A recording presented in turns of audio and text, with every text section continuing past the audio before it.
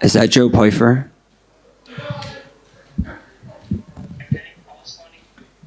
It's just someone wanting to be like him.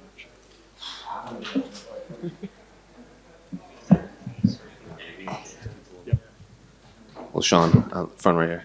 Right here. What's up, brother? Well, it's been almost a year since the last time we saw you in here. So now that we're here the week of your fight against a top 10, top 5 opponent, what are the emotions now that you're in the home stretch? I'm just focused on the task at hand. I feel like me and my team can just see something different in me this week. Like you said, it's been a little while.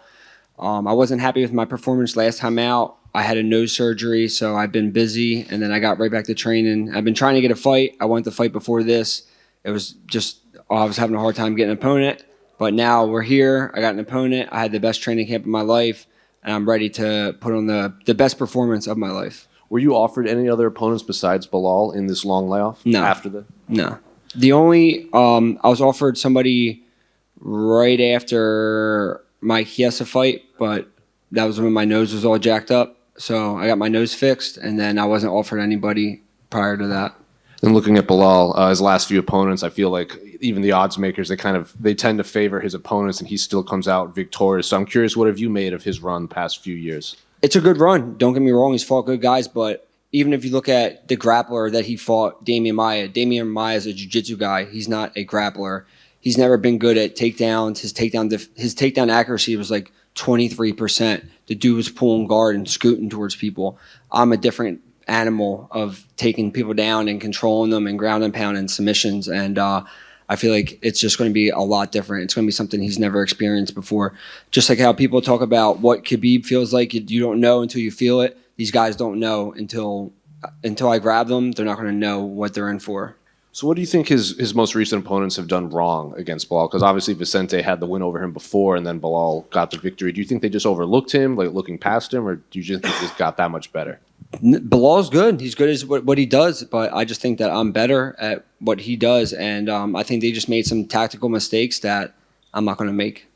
Then finally, obviously, a big shakeup at the top of your division. Kamaru got dethroned. Yeah. Obviously, they haven't booked that fight against Usman. Everyone assumes that's going to be the next fight. The rest of the top 5 aren't really fighting. They're kind of inactive. So are you viewing this as a win over Belal?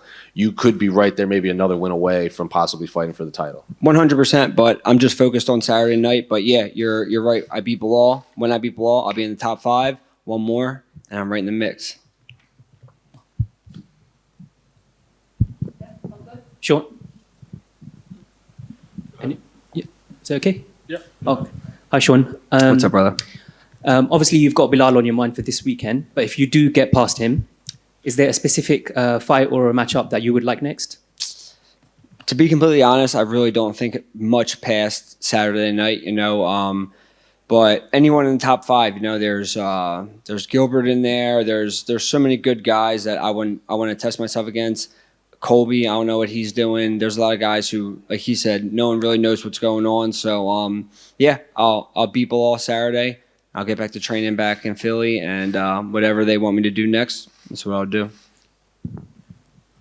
Sean, one more. Can I get your thoughts on what the Hamzat Nate Diaz situation in September when Hamzat came in 9 pounds overweight? Yeah, I mean, he came in 9 pounds overweight, but I've heard stories. I don't really think he was 9 pounds over. I think he probably drank a little bit. His coaches probably realized he was going to have a hard cut, and they did the smart thing, and they told him to hydrate back up. He missed weight. It sucks. He's probably a middleweight. Me and him have talked on social media. He seems like a cool dude. I'm hoping to train with him as long as he's going up to middleweight. So yeah, whatever he's going to do. I hope he goes up though. What does he say to you when you guys chat on social?